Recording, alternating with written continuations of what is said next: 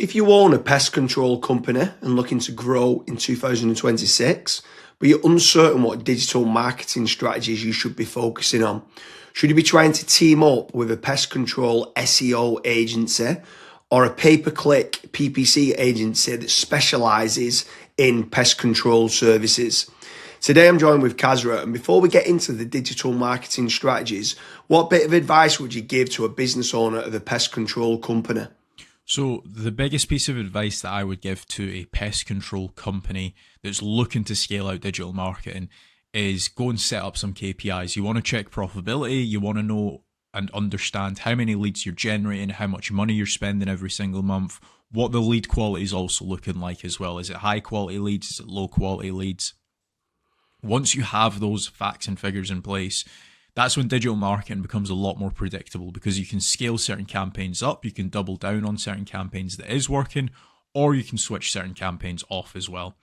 So James, for a pest control company, what are some digital marketing strategies that you would recommend? Branding or brand SEO, and making certain that you're looking good online, you've got a strong reputation. I think everything needs to start, the foundations need to start with a positive kind of brand SERP of who you are and what you do.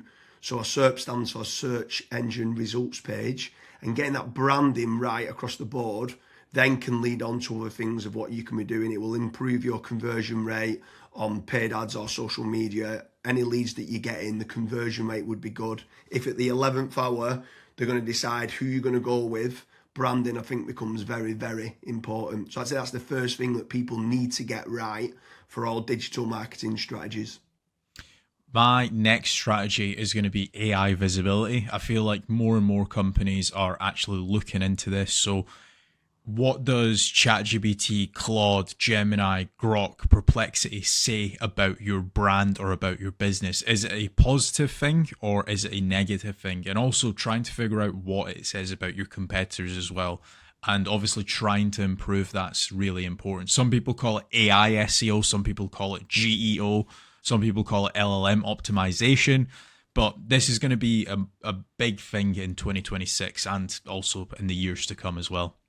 Yeah, I think that's a huge strategy that people need to be looking at with regards to artificial intelligence. More and more people are obviously using AI. The next one for me is filling in the form at FatRank or Promo SEO, which do a commission-based lead generation service for UK companies looking to grow. I think it's important to be looking at your own digital marketing efforts to generate your own leads, but also if you can use some freelancers and outsource some as well, you've got that diversification of leads. So head on over to fatrank.com, fill in the form and see whether they can help you with a no risk supply of inquiries.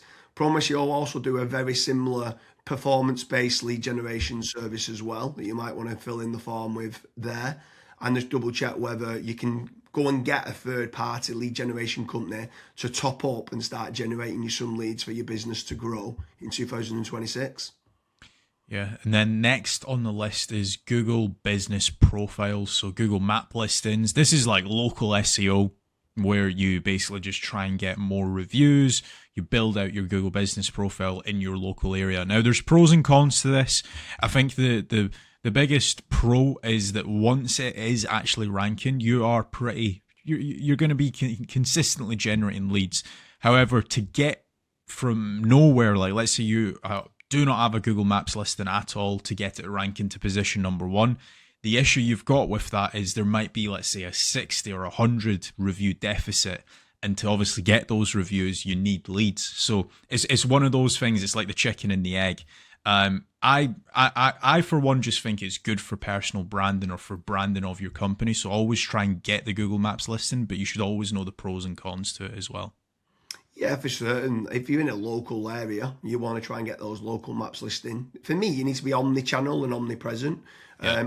I think the next part is SEO in general, so organic SEO. Can you be building up your website to try and get your website ranking better? If you are in local area, you might want to do your service with the area of where you cover. So like plumbing in Manchester, create a page for that. Hopefully then share that on the Google business profile of what you mentioned. but trying to get organic rankings, the amount of search volume that people are out there searching for different services of what you do, or it could be some blog posts that you could be doing as well. There's different strategies on there that you can be doing, but ideally you want good quality content, build up topical authority, and try and get some third-party backlinks to power up the site to get those organic SEO rankings. I think that's another big part that you need to be doing as part of your digital marketing strategies in 2026. Yeah, and then the next one, which kind of ties back to what you were saying before, James, is obviously organic social media. Now, organic social media, I think it's more of a numbers game. So try to create good content that your audience would actually view. Like I see this time and time again where I look at brands and they've just published maybe 4 or 5 posts on their Instagram profile and they've not been active for 3 years, right? That's not going to drive you sales. But if you can do how-tos, if you can do guides, maybe you can do before and afters, right? If you can do content like that, that way people will see you on socials and they will actually click to actually figure out more about you, fill in the contact form.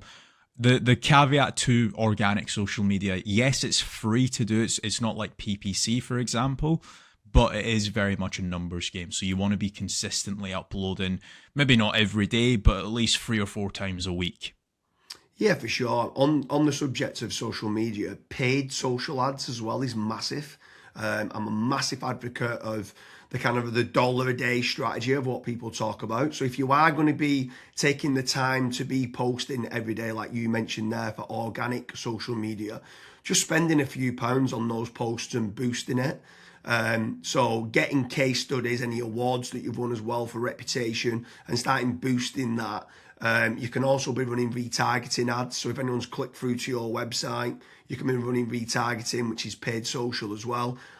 Different places like Meta, so whether that's Facebook and Instagram, you've got Twitter, you've got YouTube, you can be running Pinterest, you can even run in places like Reddit as well, for paid ads. And I think paid social media is still an untapped market for digital marketing strategies. Yeah. The next one is it's probably a love-hate relationship. It's PPC, right? Google AdWords or doing it on Bing, wherever. That's basically the sponsored results. So if you search for a service, it's above local SEO. Now, I have spoken, and both myself and James, we've both spoken to so many business owners that are either they've spent 10, 15, 20,000 pound on it, and they've not had a single result, or they might have had a few leads and it's just not been of quality. Or you've got other guys that have spent hundreds of thousands on it and they're like, it's the best thing that's ever happened to my business.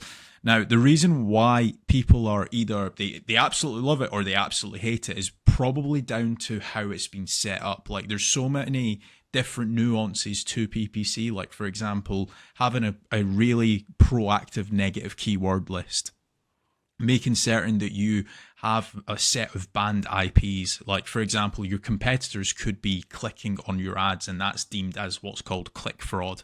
Making certain that you've got a high converting landing page, making certain that you KPI your sales team. So when a PPC lead comes in, that is one of the first priorities that they actually take when it comes to contacting the lead. There's all of these different nuances, and if you're not on the ball with PPC, it's probably not going to work for your business. However, if you've got a really good, well-refined sales team, you've got a really good landing page, you've got a well-kept, up-to-date negative keyword list, you are using click fraud software, at that point, it will actually probably perform well for you. But again, just know the pros and cons to PPC. Yeah, for sure. There's certainly pros and cons. There's benefits of using it to get instant leads. But like you said, the amount of people that we speak to that have burnt a lot of budget and not had the inquiries and stuff that's come through as part of the digital marketing is pretty scary.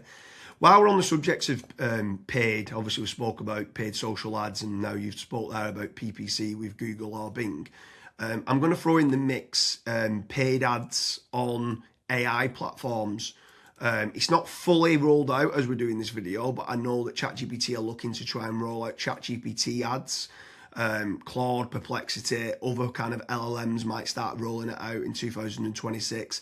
I think if you're one of the early adopters and innovators to get on there, I think you could be getting cheap leads or cheap contact form submissions. So it's something to look out for of doing paid AI listings and ads. I think that could be something to look out for in 2026.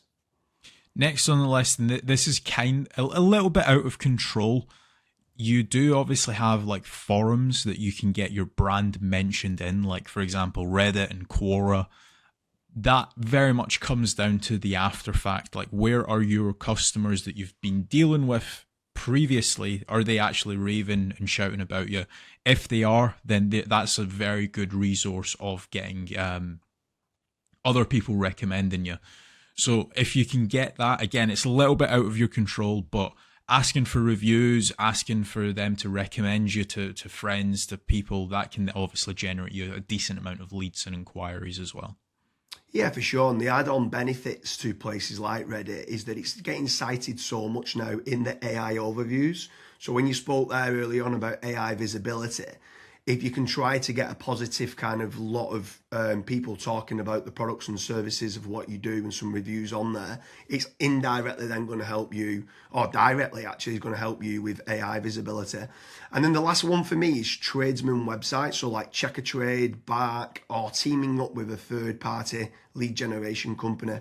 Something I would say with all of these practices, Kasra touched on earlier about making certain that you understand your KPIs and your ROAS, return on ad spend. I think it's very important for business owners that are doing any sort of digital marketing to be tracking how much time and effort's being put into, let's say, running organic social media or running paid ads.